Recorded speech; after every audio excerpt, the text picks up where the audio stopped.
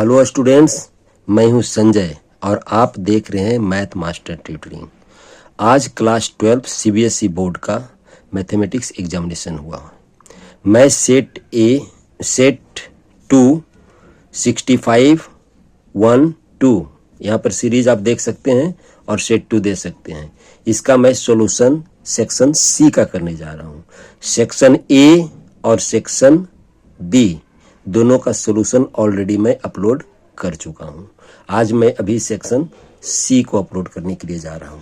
सबसे पहला क्वेश्चन है आपका सेक्शन सी में। सबसे पहला क्वेश्चन आप देख लिए तो सेक्शन सी में सबसे पहला क्वेश्चन है आपका 26 का ए है और 26 का बी है। पहले ए मैं करूंगा जो कि शॉर्टेस्ट डिस्टेंस फाइंड आउट करना है। शॉर्टेस्ट डिस्टेंस दो given equation of lines given है। पहले वेरीफाई करना है कि अस्क्यू लाइंस होगा, उसके बाद वेरीफाई करना है, उसके बाद हम लोगों को फाइंड आउट करना है distance between two askew line. जब अगर वेरीफाई करेंगे अस्क्यू लाइंस तो हम लोगों को सबसे पहले क्या करना पड़ेगा, दोनों लाइंस को पहले ले लिए और इसको पहले स्टैंडर्ड फॉर्म में इसको हम लोग पहले करेंगे। अगर दो लाइंस अस्क्यू लाइंस होगा तो a2 minus a1 here a2 minus a1 dot b1 cross b2 is not equal to 0 होनी चाहिए। फर्स्ट ऑफ ऑल हम लोग क्या करेंगे कि दोनों इक्वेशन को स्टैंडर्ड इक्वेशन में हम लोग पहले फाइंड आउट कर लेंगे। स्टैंडर्ड इक्वेशन में कैसे करेंगे हम लोग, यहां पर से फर्स्ट इक्वेशन में लैम्डा कॉमन लेंगे, दूसरे इक्वेशन में म्यू कॉमन लेंगे, तब हम लोगों का बनेगा फर्स्ट इक्वेशन बनेगा हम लोगों का r is equal to i minus j minus k plus mu i plus 2j minus 2k। Second equation बनेगा फर्स्ट इक्वेशन और सेकेंड इक्वेशन, एक इक्वेशन ये ले आएगा, एक इक्वेशन ये आएगा। इसको हम लोग a1 सपोज कर लेंगे, इसको हम लोग a1 सपोज करेंगे, इसको हम लोग b1 सपोज करेंगे, इसको हम लोग b1 सपोज करेंगे, इसको a1 सपोज करेंगे, इसको हम लोग a2 सपोज करेंगे, इसको हम लोग b2 सपोज करेंगे। उसके बाद हम लोग जब a1 फाइंड आउट करेंगे, a2 फाइंड आउट करेंगे, b1 और b2। फर्स्ट ऑफ ऑल हम लोग को निकालना पड़ेगा a2 minus a1। a2 minus a1 जब आप निकालोगे तो i minus J plus minus के, माने ये दोनों का जब माइनस करेंगे डिफरेंस फाइंड आउट करेंगे तो आएगा j माइनस 4k। कैलकुलेशन अपने से करना पड़ेगा। फिर b1 क्रॉस b2 करेंगे तो डिटर्मिनेंट फॉर्मेट में हम लोग क्या करते हैं, i j k लेते हैं। i j k लेते हैं किसका, b1 का। सबसे पहले b1 ये है, यानी -1 होगा, +1 होगा, -2 होगा, -1 +1 -2। फिर b2 की बात जब करेंगे तो 1 कोफिशिएंट i j k का कोफिशिएंट फाइंड आउट करते हैं तो 1 2 -2 1 2 -2 और डिटर्मिनेंट मेथड से इसको हम लोग फाइंड आउट कर लेते हैं। तो फाइंड आउट करके कैलकुलेशन होगा 2i minus 4j minus 3k और इसका हम लोग मॉडुलस फाइंड आउट कर लेंगे क्योंकि इसकी जरूरत पड़ेगी मुझे। तो इसका मॉडुलस होगा 2 का स्क्वायर 4, -4 का स्क्वायर 16 और -3 का स्क्वायर 9 और इसको सम अप करेंगे तो √29 होगा। Here a2 minus a1 dot b1 cross b2 होगा हम लोगों का, ये दोनों का डॉट प्रोडक्ट फाइंड आउट करेंगे। डॉट प्रोडक्ट होता है कि j का कोफिशिएंट j के कोफिशिएंट से मल्टीप्लाई होगा, k का कोफिशिएंट k का कोफिशिएंट से होगा। तो -4 हुआ, -4 इंटू 1 -4 इंटू 3 12 यानी 8 which is not equal to 0।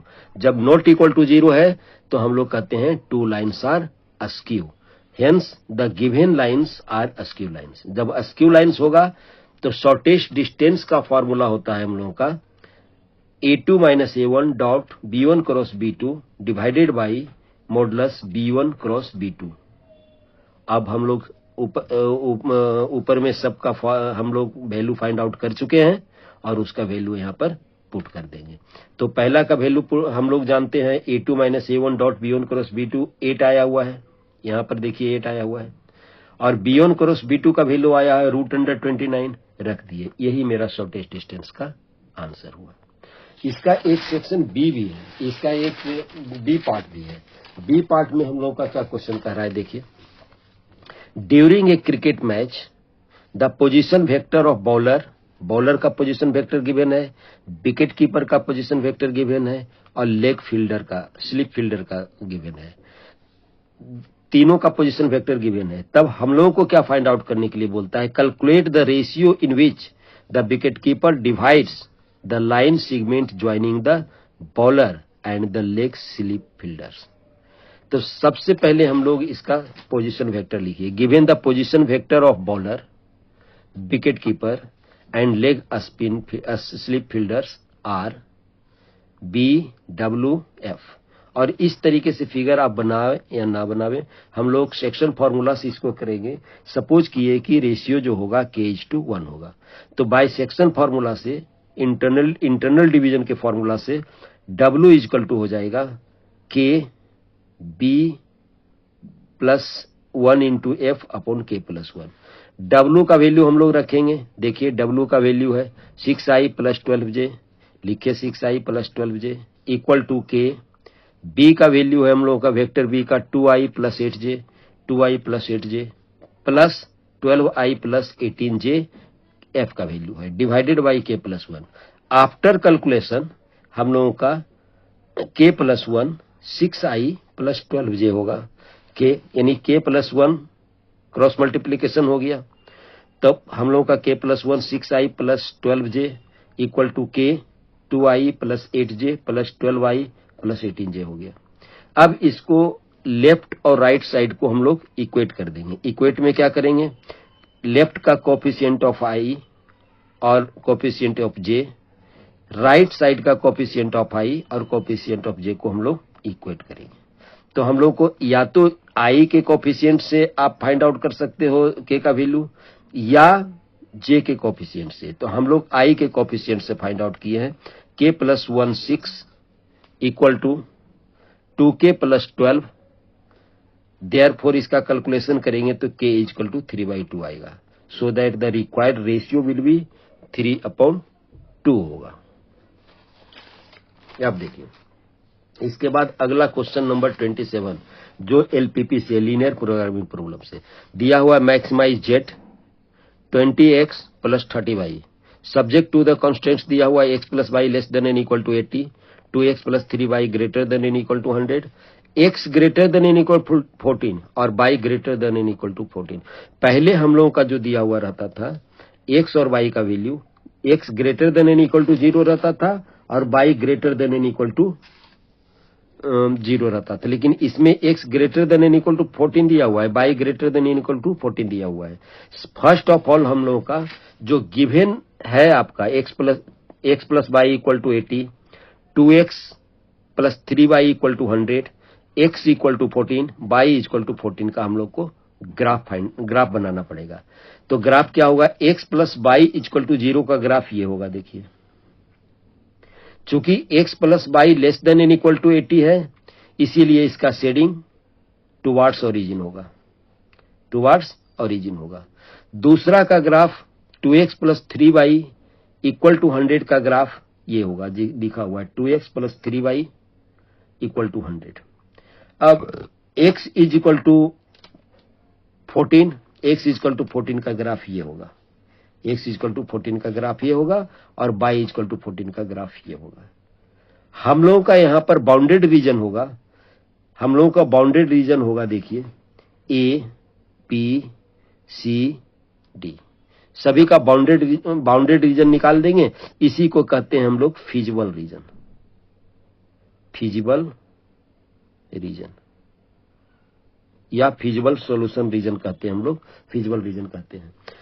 इसके बाद हम लोग क्या करते हैं, सारा कॉर्नर पॉइंट को निकाल लेंगे। कॉर्नर पॉइंट मेरा हो गया A, B, C और D, सभी का कोऑर्डिनेट हम लोग निकाले हैं। जैसे A का कोऑर्डिनेट निकला है हम लोगों का 26, 29 और 14, B का कोऑर्डिनेट आया है 66 और 14, और C का कोऑर्डिनेट 14 और 66, D का कोऑर्डिनेट 14 और 24।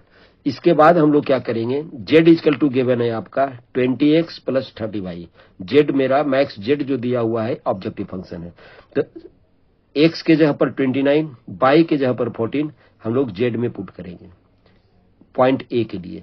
तो हम लोग का आया है 1000, देखिए सभी का निकाल लेंगे हम लोग। एक का 1000, 1740, 2260 एंड 1000। तो यहां पर बोल रहा है कि मैक्स जेड का मतलब यहां पर मैक्स जेड कितना हो गया 2260। तो लिखेंगे max z equal to 2260 at point C पर क्या है x is equal to 14, y equal to 66।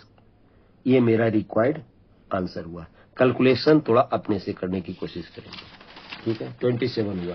उसके बाद आते हैं हम लोग 28 पर। 28 में हम लोगों का क्या कह रहा है इसमें, the area of an expanding rectangle is increasing at the rate of 48 cm square पर सेकेंड। यानी डीए अपॉन dt गिवन है, यानी एरिया का रेट गिवन है हम लोग का। The length of the rectangle is always a square of its breath. Length of the rectangle है ब्रेथ का जो है स्क्वायर है। At what rate the length of the rectangle, length of rectangle का रेट पूछ रहा है कितना होगा जब ब्रेथ दिया हुआ है तो आपका 4.5 cm। देखिए इसमें करना क्या है, एक रेक्टेंगल बनाना है। ब्रेथ को हम लोग x मान लिए, BREADTH ब्रेथ को, और इसको हम लोग लेंथ मान लिए। x is equal to breadth, y is equal to length, a is equal to area. Given है हम लोग का DA upon DT is equal to 48 cm square पर सेकेंड। अब ऑल्सो गिवन है y is equal to x square, यानी length equal to square of breadth. Therefore y is equal to 4.5, क्योंकि लिखा हुआ है x का जो वैल्यू है, ब्रेथ का वैल्यू है 4.5 cm दिया हुआ है। अब इसको हम लोग डिफरेंशिएट करेंगे, dy upon dt is equal to 2x dx upon dt होगा, और dx upon dt is equal to क्या हो जाएगा 2x डिवाइड हो जाएगा 1 upon 2x dy upon dt। क्योंकि हम लोगों को फाइंड आउट करना, we have to find out dy upon dt equal to what. हम लोग जानते हैं एरिया इजकल टू होता है लेंथ मल्टीप्लाइड बाय ब्रेथ। तो लेंथ मल्टीप्लाई ब्रेथ हुआ, तो इसको हम लोग डिफरेंशिएट कर दिए विथ रिस्पेक्ट टू टी। जब डिफरेंशिएट करेंगे विथ रिस्पेक्ट टू टी तो डी अपॉन डी टी होगा। टी के रिस्पेक्ट में इसलिए किए क्योंकि मुझे रेट फाइंड आउट करना है। तो D upon D T find out हुआ, X D Y upon D T, ये प्रोडक्ट रूल लिए हम लोग, X D Y upon D T plus Y D X upon D T. अब एक्स का वैल्यू हम लोग 4.5 पुट करेंगे और डी अपॉन डी टी का वैल्यू 48।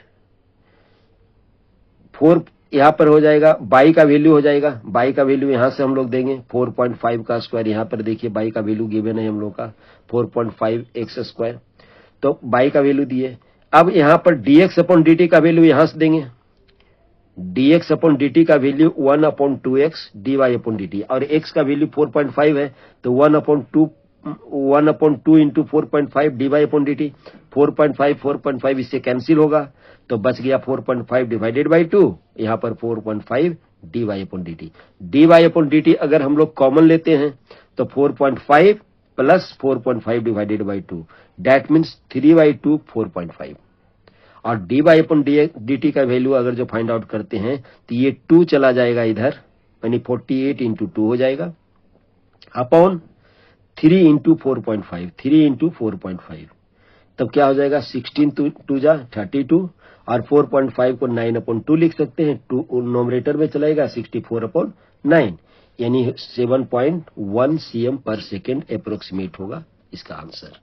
ओके स्टूडेंट्स, उसके बाद हम लोग बनाते हैं 29 का ए देखते हैं। 29 का ए में आपको क्या प्रोबेबिलिटी से क्वेश्चन पूछा गया है।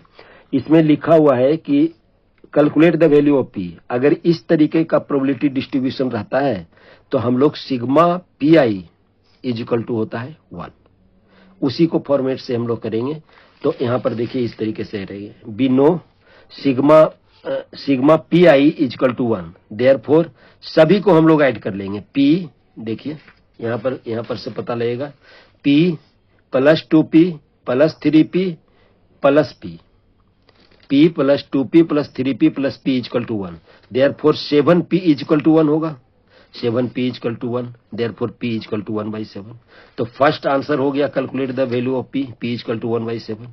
अब मीन की बात करेंगे तो मीन इक्वल टू होता है sigma P I X I, sigma P I X I.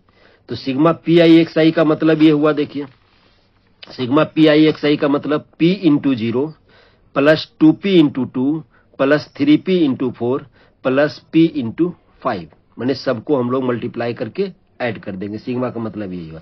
Second में वही हम लोग करेंगे p into 0, 2p into 2, 3p into 4 plus 5p into 5, तो हो गया 4p, ये तो 0 ही हो गया, ये 4p plus 12p plus 5p यानी 21p, 21p हो गया।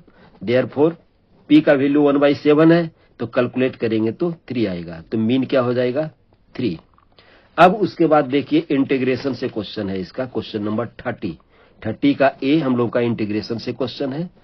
एक डिफिनिट इंटीग्रल का है, एक indefinite integral. First indefinite integral का है, देखिए किस तरीके से करेंगे। पहला लिखा हुआ है cos 2x is upon sin x plus cos x whole square का इंटीग्रेशन। हम लोग cos 2x का फॉर्मूला जानते हैं cos square x minus sin square x, और इसको जब फैक्टराइज करेंगे तो cos x minus sin x into cos x plus sin x, हम लिखे नहीं है, तो इसको डिनोमिनेटर से अगर कट करेंगे तो एक कैंसिल हो जाएगा, तो बच जाएगा यहाँ पर cos x plus sin x, और नोमिनेटर में cos x minus sin x। अब देखिए डिनोमिनेटर में cos x plus sin x को अगर सब्स्टिट्यूट कर देते हैं t, तो मेरा cos x minus sin x dx आ जाता है, इसको dt। तो यहां पर cos x minus sin x dx को हम लोग क्या लिख देंगे dt, तो dt अपॉन t, इसका इंटीग्रेशन क्या होता है log t, मॉडुलस में लेंगे हम लोग प्लस c इंटीग्रेटिंग कांस्टेंट है।